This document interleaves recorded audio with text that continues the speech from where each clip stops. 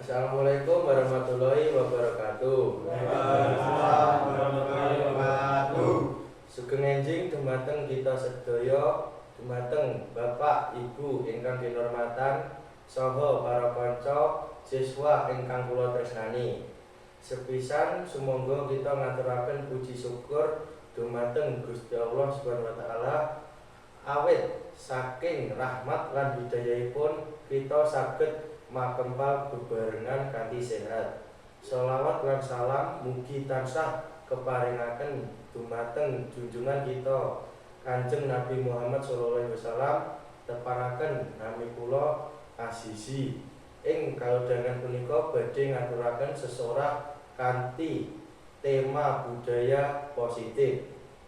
Para rawuh, budaya positif punika pakulinan nilai luhur sing bisa ndadekake gesang kita tentrem lan miguna ing budaya Jawa.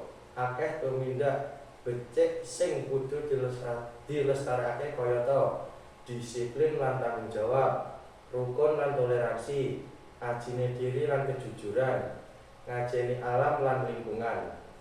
Ing jaman globalisasi iki akeh budaya manca klebu kanthi cepet, mula saiki kita minangka generasi enom tetep nguri-nguri lan nindakake budaya positif saben dintene supaya jati diri bangsa Jawa tetep lestari.